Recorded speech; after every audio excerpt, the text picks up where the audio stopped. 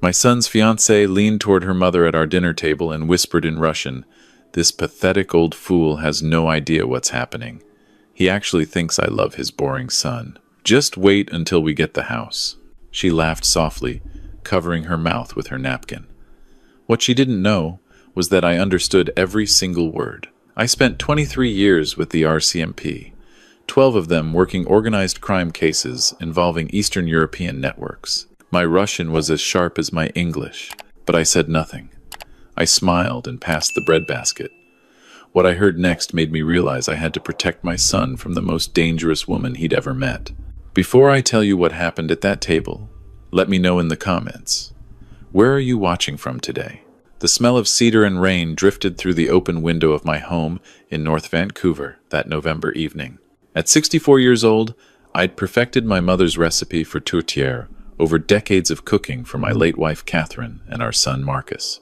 Tonight felt different. Tonight I was meeting the woman my son wanted to marry, a Russian-Canadian woman named Svetlana Petrov, along with her mother, who had immigrated from St. Petersburg 15 years ago. What Marcus didn't know, what nobody in my family knew, was that I had spent over 2 decades in law enforcement, much of it focused on international crime syndicates. My Russian was precise enough to conduct interrogations without a translator, a skill I had kept hidden even from my own family. Some habits from the job never fade. "Dad, they're here!" Marcus's excitement was contagious as I opened the door to Svetlana and her mother. She stood there like something from a magazine, perfectly polished with a practiced smile that I recognized immediately. I'd seen that smile before, on the faces of people who wanted something. "Mr. Harrison, thank you so much for having us," Svetlana said, handing me a bottle of wine. "Your home is absolutely beautiful. Marcus talks about you constantly. He adores you." Behind her, Irina Petrov nodded with a formal courtesy that reminded me of diplomatic functions from my RCMP days. "Please, call me Robert," I replied, stepping aside. "And thank you. Catherine always loved a good Niagara Red." Marcus practically glowed as he guided Svetlana through our living room. "Dad, Svetlana works at a nonprofit downtown. She helps refugees settle in Vancouver. She volunteers at the food bank every weekend, too." "How wonderful," I said, genuinely trying to be impressed. "That must be rewarding work." "Oh, it really is," Svetlana replied, her eyes lighting up in a way that seemed rehearsed, helping people find their footing in a new country, watching them build new lives. It makes everything worthwhile, you know? Dinner began beautifully. The tourtière was perfect. The conversation flowed easily. Irina asked about my woodworking hobby in the garage. Svetlana complimented the photographs of Catherine on the mantel. She hung on every word Marcus said about their wedding plans. "We're thinking June," Marcus said, cutting into his pie. "Maybe at Stanley Park. Svetlana wants cherry blossoms in the photos." "That sounds perfect, son," I said, raising my glass of wine. "To new beginnings." Everything changed during dessert. Svetlana leaned toward her mother and switched to Russian. Her voice dropped to what she thought was a whisper, but my trained ears caught every word. What I heard made my blood run cold. "This old idiot has no clue," she said. "The son is so desperate for love, he'll believe anything. Once we're married, we get him to co-sign for the mortgage. Then we file for divorce after 2 years. I keep the house, you move in, and this fool can die alone wondering what happened."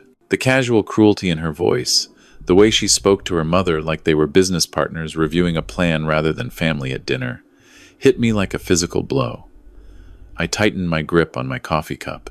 Adrenaline coursed through my veins, the same feeling I'd had during undercover operations decades ago. Every instinct screamed at me to stand up and confront her right there. But years of police work had taught me patience. I forced my face to remain neutral, even managed to smile when Svetlana looked my way. "The apple pie is delicious, Mr. Harrison," Svetlana said in English, switching back to her sweet voice. "You simply must give me the recipe. I'd love to make this for Marcus." "Of course, dear," I replied, my voice steady despite the fury building inside me. "Catherine would have loved to share it with you." As the evening wound down, I played the gracious host. I thanked them for coming, accepted their compliments on the meal, promised we'd do it again soon. Marcus walked them to their car, completely oblivious to what had happened at his father's table. When he came back inside, his face was flushed with happiness. "Dad, thank you. This means everything to me. I can tell you really like her." I nodded and squeezed his shoulder, not trusting myself to speak. As I watched him drive away, I stood in the doorway of my home, feeling the cool November air clearing my head. She thought I was a fool. She had no idea I understood every word. The smell of sawdust and wood stain filled my garage workshop the next morning, mixing with the autumn air coming through the cracked door. I'd been working on a rocking chair for nearly an hour, but my hands moved on autopilot. Sleep had been impossible all night. Every time I closed my eyes, I heard Svetlana's voice again. "Pathetic old fool. Desperate for love. Die alone." The words echoed in my head like a broken record. Each repetition stoked the fire of anger I'd been trying to contain. 35 years of marriage to Catherine had taught me patience, but this was different. My son's future was at stake. The crunch of gravel on the driveway interrupted my thoughts.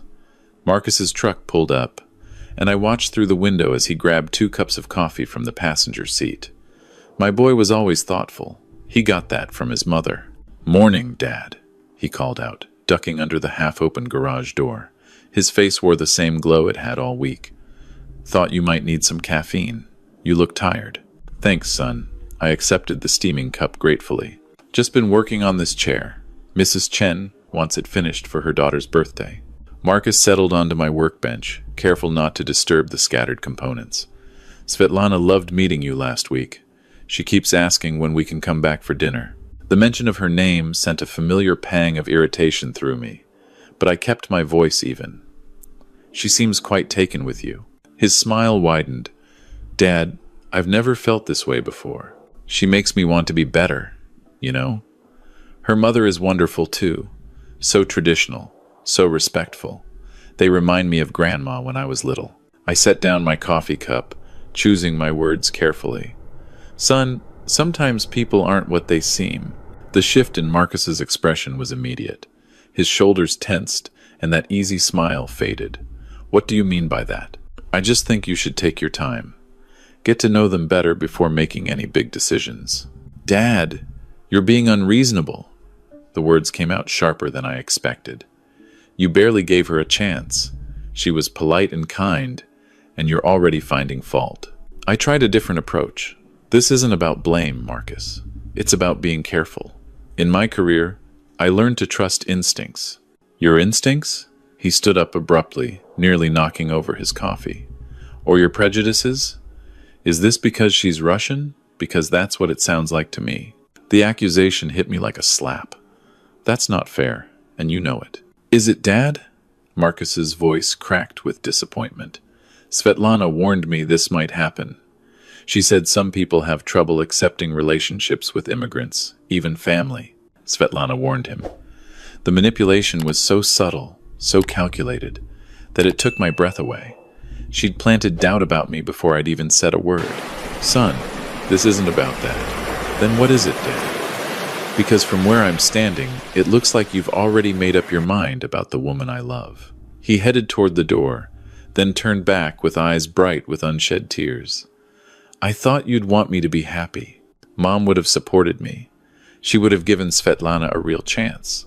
The garage door slammed behind him, leaving me alone with the smell of motor oil and my own regrets. Through the window, I watched his truck disappear down the street, taking with it any hope of an easy solution. I turned back to the rocking chair, my hands steadier now, despite the turmoil in my chest. Catherine's photo smiled at me from the workbench. My compass for 35 years of marriage, silent now when I needed her wisdom most. But I knew what she would say. She'd tell me to protect our son, whatever the cost. If words wouldn't convince him, evidence would. And I knew exactly who to call. 3 sleepless nights passed since Marcus stormed out of my workshop. I'd spent those dark hours staring at the ceiling, weighing my options, mentally cataloging contacts from my RCMP days. Most were retired now, scattered across the country, but some still worked in positions where they might be useful. Frank DeLuca topped the list. We'd served together in the 90s, when police work meant more legwork than computer screens. He was sharp then, the kind of investigator who could spot patterns others missed. And according to what I'd heard, he now worked for the Canada Border Services Agency. If anyone could help me quietly look into Svetlana Petrov's background, it was Frank. The Granville Island market was busy that Saturday morning, tourists mixing with locals doing their weekly shopping. I arrived early, securing a table at the back of the cafe where we could talk without being overheard. The familiar weight of clandestine business settled over me like an old coat. Frank walked in at exactly 10:30, his hair grayer than I remembered, but his bearing still upright and sharp. He spotted me instantly. Old habits die hard in our line of work. "Robert Harrison," he said, sliding into the seat across from me. "When I got your call, I thought someone was playing a joke. 20 years and suddenly you need a favor." "I wouldn't ask if it wasn't important, Frank. This is about Marcus." His expression softened. He'd attended Marcus's high school graduation, sent cards every Christmas. In law enforcement, working relationships often become family bonds. "What's going on? Is he in trouble?" "Not yet, but I think he might be." I pulled out my phone and showed him the photos Marcus had shared of his dinners with Svetlana. "He's engaged to this woman, Svetlana Petrov. There's something off about her and her mother." Frank studied the images, his trained eyes, catching details I'd probably missed. "What kind of off?" I chose my words carefully. Inconsistencies in their behavior. The way they interact doesn't feel natural, more like they're playing roles than being themselves. And some things they've said. I paused, unable to reveal my linguistic advantage. My instincts are screaming that something's wrong. "Your instincts were always solid," Frank said, handing back the phone. "What do you need?" "Background checks on both of them. Svetlana Petrov and Irina Petrov. They claim to be from St. Petersburg originally, living in Burnaby now. I need to know if they are who they say they are." Frank nodded slowly. "Immigration status, employment history, family connections. Full assessment. I can run them through our databases, cross-reference with Interpol records. It'll take a few days for everything to come back." I slid a piece of paper across the table with their names and basic information. Approximate ages, the address Marcus had given me. I have photos, social media profiles, anything else you might need. "This stays between us," Frank said, pocketing the paper. "If I find something and it goes legal, you didn't hear it from me first." "Understood." He studied my face for a long moment. "Robert, I've seen you handle dangerous situations with ice in your veins. Right now, you look like a man who's genuinely worried. What aren't you telling me?" I met his eyes directly. "That my son is head over heels in love with someone who might be using him. And if I'm right, it's going to destroy him." Frank's expression turned serious. "I'll start running checks this afternoon. Give me 72 hours. We shook hands outside the market, and I watched him disappear into the crowd on Granville Island. For the first time in days, I felt like I was taking action instead of just reacting. The next 2 days crawled by. I threw myself into repair work, fixing radios and small electronics with an intensity that surprised my regular customers. Svetlana visited Marcus twice during that time, and I forced myself to be cordial when they stopped by the house. She played her part flawlessly, the devoted fiancée, getting to know her future father-in-law, asking about family photos, praising my woodwork. But now I watched her more closely, looking for cracks in the facade. They were there, subtle but present. The way her smile never quite reached her eyes, how she deflected conversation away from specific details about her past, the rehearsed quality of her answers to personal questions. On Thursday evening, my phone buzzed with a text from Frank. "Need to meet." Not good. My hands were steady as I called him back, but my heart was racing. Frank's voice was grim when he answered. "Robert, you were right to be suspicious." Frank's call came at 7:30 Friday morning, pulling me from the first decent sleep I'd managed all week. "We need to meet immediately," he said without preamble. "Not at the market, somewhere more private. The parking garage behind the Fairmont in downtown. Level 3, northwest corner, 20 minutes. The urgency in his voice sent adrenaline through my system. "I'll be there." He was waiting beside his sedan when I arrived, a thick manila folder under his arm. His face wore the grim expression I remembered from briefings that had gone wrong. "Get in," he said, sliding into my truck. "We need to talk where no one can overhear." Frank opened the folder, revealing documents and photographs that made my stomach clench. "Robert, your instincts were dead on. Svetlana Petrov is not who she claims to be." He handed me a database search result. Her real name is Yelena Kozlova. Svetlana Petrov is a fabricated identity she's been using for 14 months. The real Svetlana Petrov died in a car accident in Toronto 2 years ago. Somehow, Yelena obtained her documents and assumed her identity. The photograph showed the same face I'd seen at my dinner table, but the name beneath it was completely different. "Identity theft?" I said, the words feeling surreal. The real Svetlana Petrov was a legitimate immigrant, came to Canada as a child, no criminal record. Yelena Kozlova, on the other hand, has quite a history back in Russia. Fraud charges in Moscow, suspected involvement in a marriage scheme ring in St. Petersburg. The next revelation hit harder. Frank showed me printouts from an acting agency website based in Toronto. Headshots of Irina Petrov listed in their talent roster, specialty in character roles for corporate events and private functions. She's not her mother. Professional actress. We contacted her through the agency. She admitted that Yelena hired her for $5,000 to play her mother. The whole immigrated from St. Petersburg story was scripted. They rehearsed for 2 weeks before meeting Marcus. The engagement photos Marcus had shown me. Rented studio in Toronto. We found the same backdrop in 4 other sample portfolios online. She's done this before, Robert. The final revelation was devastating. Frank handed me a marriage certificate translated from Russian. Yelena Kozlova is currently married to a man named Dmitry Volkov in Nizhny Novgorod, Russia. 3 years, legally valid. She never divorced him. I stared at the document. Marriage fraud, among other things. Immigration fraud, identity theft, conspiracy, federal crime territory. If she marries Marcus, she could face 10 years in prison and permanent deportation. And Marcus, if he's genuinely unaware, is a victim. But if authorities think he's complicit, Frank's expression was grave. He could face charges too. I organized the documents with military precision. The evidence painted a picture of calculated deception that chilled my blood. What's our next move? Officially, I report this to my supervisors. This suggests a larger operation. Frank paused. Unofficially, you need to protect Marcus. Get him away from her before this explodes. He won't listen. He thinks I'm prejudiced. Then you need proof he can't ignore.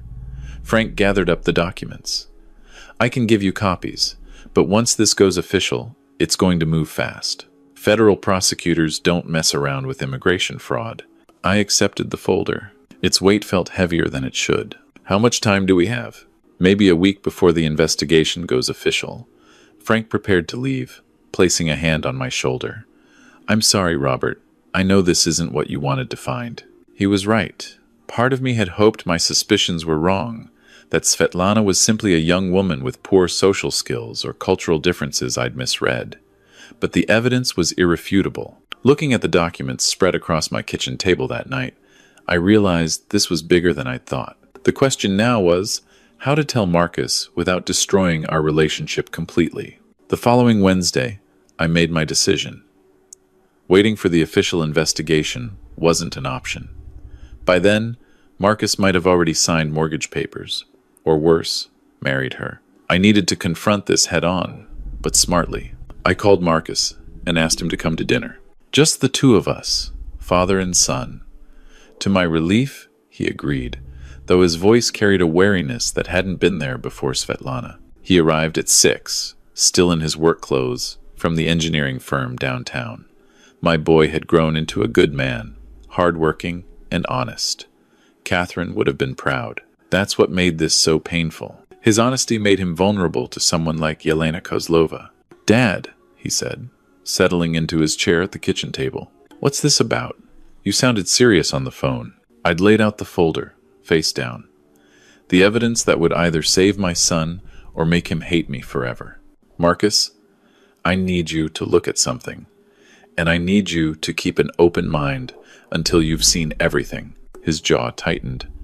If this is about Svetlana again, it is, but not the way you think. I slid the folder across the table. Before you say anything, please, just look. He opened the folder with obvious reluctance. I watched his face as he flipped through the documents. The CBSA database results. The acting agency printout showing Irina's headshot. The marriage certificate from Russia. The fraud charges from Moscow. His expression shifted from skepticism to confusion to something that looked like pain. Where did you get these? I have contacts from my years with the RCMP. I asked them to run a background check. You investigated my fiancé? His voice rose. Behind my back? I investigated someone I suspected was lying to you, and I was right. Marcus shook his head, pushing the folder away. This could be fake, manufactured. You probably paid someone to create all of this, just to break us up. Son, look at the documents. CBSA letterhead, Interpol cross-references, a marriage certificate with official Russian government stamps. You think I could fabricate all of this? I think you'd do anything to prove you were right about her. The words stung, but I pressed on. Her real name is Yelena Kozlova.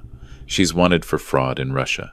She's currently married to a man in Nizhny Novgorod. The woman playing her mother is a hired actress from Toronto. Everything she's told you is a lie. Marcus stood up, his chair scraping loudly against the floor. I don't believe you. Then verify it yourself. Call the acting agency. The number's right there. Ask for Irina Volkov, specialty in character roles. See what they tell you. He stared at me, breathing hard. I could see the war happening behind his eyes. The desperate need to believe in the woman he loved, fighting against the evidence in front of him. I'm going to talk to Svetlana, he finally said. I'm going to show her all of this and let her explain. Marcus, if you warn her, she'll run. She'll disappear with whatever she's already gotten from you, and you'll never see justice. Justice? He laughed bitterly. You sound like you're still on the force. This is my life, Dad, my relationship, not one of your cases. You're right. This is your life. That's exactly why I couldn't stay silent. He grabbed his jacket from the back of the chair. I need to think. I need to talk to her. Marcus, please. But he was already gone, the door slamming behind him. I sat alone at the kitchen table, surrounded by documents that told an ugly truth, wondering if I'd just saved my son or lost him forever. 3 days of silence followed. The longest 3 days of my life. I called Marcus twice, sent 4 text messages, drove by his apartment once. No response. Then, on Saturday morning, his truck pulled into my driveway. He sat in the driver's seat for a long moment before getting out. When he finally walked to the door, I could see he hadn't slept. His eyes were red, his face haggard. You were right, he said simply. I stepped aside to let him in. He collapsed onto the couch like a man who'd been carrying a weight too heavy for his shoulders. I called the acting agency. Spoke to someone who remembered hiring Irina for a family role last year. $5,000 for a month of appearances. He laughed, but there was no humor in it. They even complimented her performance. Said she was very convincing. I sat down across from him, saying nothing. He needed to tell this at his own pace. I didn't confront Svetlana, or Yelena, whatever her name is. He stared at his hands. I wanted to. I drove to her apartment 3 times, but I couldn't face her. Couldn't look at her knowing everything was a lie. What did you do? I went to the RCMP, showed them the documents you gave me. They confirmed everything. The identity theft, the marriage in Russia, all of it. They said an investigation was already underway. Marcus looked up at me, his eyes wet. She was planning to have me co-sign a mortgage. We'd looked at houses last month. She wanted something expensive. Said she'd handle the payments from her nonprofit salary. I almost signed the papers, Dad.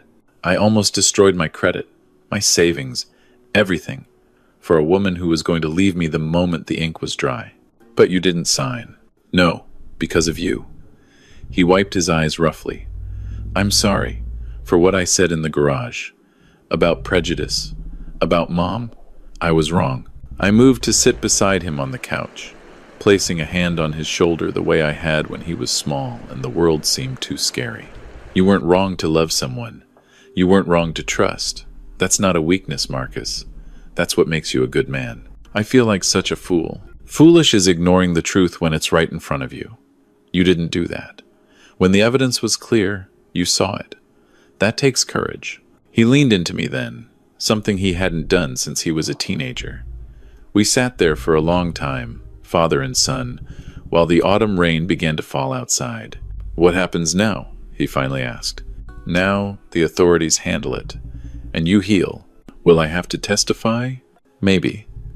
But you're a victim here, not a criminal. Frank made sure the investigators understood that. Marcus nodded slowly. I never even suspected. She was so convincing, Dad. The stories about her childhood in Russia, her mother's sacrifices as an immigrant, her passion for helping refugees. It all felt so real. That's what makes people like her dangerous. They study their targets. They learn what you want to hear, and they become that person. It's not a reflection of your judgment. It's a reflection of their skill at deception. We talked for hours that day. About Svetlana, about Catherine, about the years I'd spent in law enforcement that I'd never discussed with him. For the first time, I told him about the undercover operations, the language training, the things I'd seen that made me cautious about trusting too quickly. I wish you'd told me, he said, about your work, about knowing Russian. Maybe I would have listened sooner. Maybe. Or maybe you would have thought I was paranoid. Some things we have to discover in our own time. The investigation moved quickly after that. Yelena Kozlova was arrested 2 weeks later, trying to board a flight to Moscow with a different passport. The hired actress cooperated fully with authorities in exchange for immunity. 3 other men across Canada came forward, all of them previous victims of similar schemes. Marcus's case became part of a larger prosecution. The trial, when it came, was brief. Faced with overwhelming evidence, Yelena pleaded guilty to immigration fraud, identity theft, and conspiracy. She was sentenced to 4 years and permanent deportation. The judge commended Marcus for his cooperation and made it clear he was considered a victim, not a participant. I sat in the back of the courtroom on sentencing day, watching my son face the woman who had tried to destroy his life. When the judge pronounced the sentence, Yelena turned and looked directly at Marcus. There was no remorse in her eyes, only anger at being caught. Marcus met her gaze without flinching. He'd grown in these months.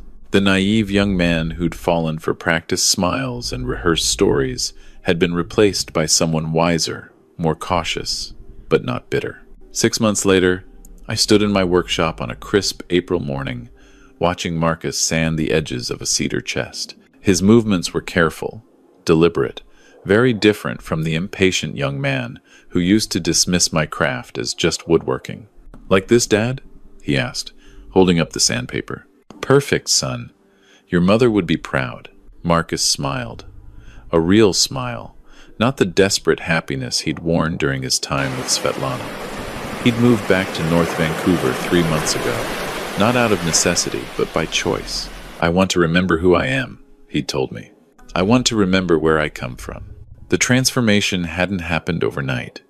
Those first weeks had been hard, filled with tears and long conversations that stretched into the early hours. Marcus had to process not just Yelena's betrayal, but his own behavior toward me during their relationship. I was so angry at you for so long, he confessed one night on the back deck. But I think I was really angry at myself. I knew something was wrong with Svetlana. I felt it, but I ignored it because I wanted so badly to believe I'd found the one. Love makes us vulnerable, I replied. That's not weakness. That's being human. The healing had been mutual.